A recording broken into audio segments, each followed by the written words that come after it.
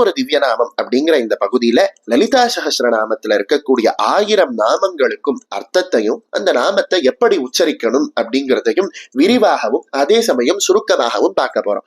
அந்த வகையில இன்னைக்கு நாம பார்க்க போறது மிகவும் முக்கியமானதும் மிகவும் சக்தி வாய்ந்த நாமமுமான முதல் நாமாவாக இருக்கக்கூடிய ஸ்ரீமாதா அப்படிங்கிற நாமத்தை தான் பார்க்க போறோம்.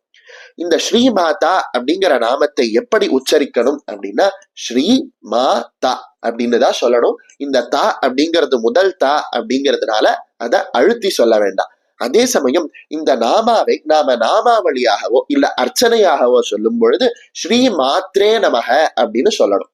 இப்போ இந்த நாமத்தினுடைய அர்த்தத்தை பார்க்கலாமா?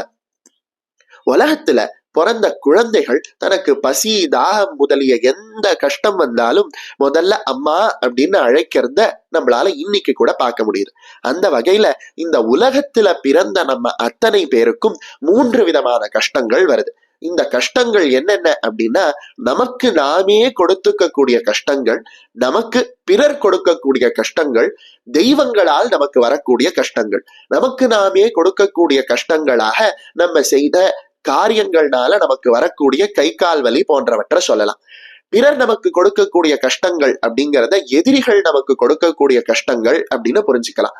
தெய்வங்கள் நமக்கு தரக்கூடிய கஷ்டங்கள் அப்படிங்கிறத தெய்வங்களால் உண்டான மழை புயல் போன்றவற்றால் நமக்கு வரக்கூடிய கஷ்டங்களை சொல்லலாம். இந்த 3 கஷ்டங்கள்ல இருந்தும் மனிதன் விடுபடுவதற்கு அம்பிகையை சரணடைகிறதுனால எப்படி ஒரு குழந்தை தனக்கு பசி தாகம் வந்த போது அம்மா அப்படின்னு அழைக்குதோ, அதே போல இந்த உலகத்துல பிறந்த மனிதர்கள் 3 விதமான கஷ்டங்கள்ல இருந்தும் விடுபடுவதற்கு அந்த அம்பிகையை தாயே அப்படின்னு அழைக்கிறாங்க. அதனால அந்த அம்பிகைக்கு ஸ்ரீமாதா அப்படின்னு பெயர் வருது அப்படின்னு சொல்றோம். அதே போல இந்த ஸ்ரீமாதா அப்படிங்கிற நாமம் எந்த அளவுக்கு மகிமை வாய்ந்தது அப்படின்னா, இந்த ஸ்ரீமாதா அப்படிங்கிற நாமத்தை சொல்ல சொல்ல நம்ம வாழ்க்கையில இருக்கக்கூடிய கஷ்டங்கள் கொஞ்சம் கொஞ்சமா காணாம போறத நம்மளால பார்க்க முடியுது. இந்த ஸ்ரீமாதா அப்படிங்கிற நாமத்துக்கு பலவிதமான அர்த்தங்களும் சொல்லப்பட்டிருக்கு. அந்த பலவிதமான அர்த்தங்களையும் சுருக்கமாக பார்க்கலாம் வாங்க. ஸ்ரீ அப்படிங்கிற எழுத்து மகாலட்சுமியையும் குறிக்குது, அதே சமயம் சரஸ்வதியையும் குறிக்குது. அதாவது கலைமகளையும் அலைமகளையும் குறிக்குது. இந்த கலைமகளையும் அலைமகளையும் பெற்றெடுத்தது அந்த ஆதிபராசக்தி அப்படிங்கிறதுனால இவர்கள் 2 பேருக்கும் அவள்தான் தாய் அப்படிங்கிறதுனால அந்த ஆதிபராசக்தியை நாம ஸ்ரீ மாதா அப்படின்னு சொல்றோம். மா அப்படிங்கிற எழுத்துக்கு அளப்பது அப்படின்னும் அதே சமயத்துல பிரித்து கொடுப்பது அப்படின்னும் பொருள். அளக்க முடியாததும் பிரிப்பதற்கு மிகவும் கடினமாகவும் இருந்த வேதத்தை அளந்து பிரித்து நமக்கு கொடுத்து உலகத்துக்கே குருவாக இருந்தவர் வியாச பகவான். அந்த வியாச பகவான் இந்த தேவியினுட அதாவது பராசக்தியினுடைய அம்சமாக இருந்ததுனால அந்த தேவிக்கு ஸ்ரீமாதா அப்படின்னு ஒரு பெயர் இருக்கு அப்படின்னு சொல்றாங்க. அதே போல ஸ்ரீ அப்படிங்கிற வார்த்தைக்கு விஷம் அப்படின்னு அர்த்தம். ஸ்ரீ அப்படிங்கிற விஷத்தை பரமேஸ்வரனினுடைய கழுத்துல நிறுத்தினதுனால, அதாவது ஆலகால விஷத்தினால உலகத்துக்கே துன்பம் வந்த போது பரமேஸ்வரன் ஆலகால விஷத்தை அருந்தினார் இல்லையா?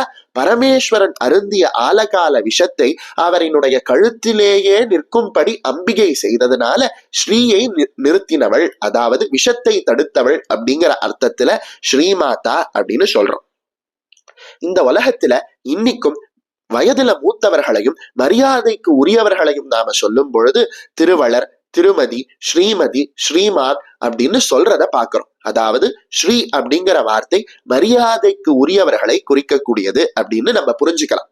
அந்த வகையில உலகத்துல பலவிதமான தாய்கள் இருக்காங்க. நம்மை பெற்ற தாய், நம்மை வளர்த்த தாய், மிருகங்கள்ல இருக்கக்கூடிய மிருகங்களை பெற்ற அந்த மிருகங்களினுடைய தாய் அப்படின்னு பலவிதமான தாய்கள் இந்த உலகத்துல இருக்கலாம். அப்படி 1000 தாய்கள் இருந்தாலும் அந்த அத்தனை தாய்களும் இந்த ஜென்மத்துல மட்டும்தான் நமக்கு தாயாக இருக்க முடியும். ஆனா இந்த அம்பிகை மட்டும்தான் நாம இதுவரைக்கும் எடுத்த பிறவிகள், இனிமே எடுக்க போற பிறவிகள், எடுத்த இந்த பிறவி அப்படின்னு சொல்றா போல அனைத்து பிறவிக்கும் தாயாக இருக்கிறதுனால மரியாதைக்கு உரிய தாய் அப்படின்னு நம்மளால சொல்ல முடியுது. அதே போல இந்த ஸ்ரீமாதா அப்படிங்கிற இந்த நாமமானது அம்பிகையினுடைய ரகசியமான மந்திரத்தினுடைய ஒரு சாராம்சமாக இருக்கிறதுனால இந்த ஸ்ரீமாதா அப்படிங்கிற மந்திரத்தை ஜபிப்பவர்கள் அம்பிகையினுடைய ரகசியமான மந்திரத்தை ஜபித்த பலனை அடைகிறார்கள் அப்படின்னு சொல்றாங்க. எப்படி இந்த ஸ்ரீமாதா அப்படிங்கிற நாமமானது அம்பிகையினுடைய ரகசியமான மந்திரத்தினுடைய ஒரு வெளிப்பாடாக இருக்கு அப்படிங்கிறத பெரிய குருமகான்கள் கிட்ட சரணடைந்து கத்துக்க வேண்டிய விஷயம் அப்படிங்கிறதுனால இங்க சொல்லப்படல. ஸ்ரீமாதா அப்படிங்கிற வார்த்தையானது எல்லாவற்றையும் ஈன்றவள் அப்படின்ற ஒரு அர்த்தத்திலையும் நம்மளால சொல்லப்படுது. வேதங்கள் 14 உலகங்கள், பிரம்மா விஷ்ணு சிவன் அப்படின்னு சொல்லப்படக்கூடிய மும்மூர்த்திகள், அனைத்து தேவர்கள் அரக்கர்கள் அப்படின்னு சொல்லப்படக்கூடிய இந்த உலகத்துல இருக்கக்கூடிய அத்தனை பேரும் யக்ஷர்கள் கிண்ணறர்கள் கந்தர்வர்கள் வித்யாதரர்கள்னு இந்த உலகத்துல என்னென்ன உயிர்கள் இருக்கோ அத்தனை உயிர்களையும் இந்த தேவியே பெற்றெடுத்தவள் அப்படிங்கிறதுனால இவளுக்கு ஸ்ரீமாதா அப்படின்னு பேர். ஸ்ரீ அப்படிங்கிற வார்த்தைக்கு வேதம் அப்படிங்கிற பொருளும் இருக்கு. அதனால வேதமும் இந்த அம்பிகை இடத்திலிருந்தே தோன்றியது அப்படிங்கிறதுனால அவளுக்கு ஸ்ரீமாதா அப்படின்னு பேர். இந்த வகையில பலவிதமான அர்த்தங்களுடைய மிகவும் சக்தி வாய்ந்த இந்த ஸ்ரீமாதா அப்படிங்கிற நாமத்தை முடிந்த போது நாம ஜெபித்து வாழ்க்கையில இருக்கக்கூடிய பலவிதமான கஷ்டங்களும் நீங்க பெற்று இறைவியினுடைய அருளால மிக உயர்ந்த உன்னதமான வாழ்வை அடையலாம்.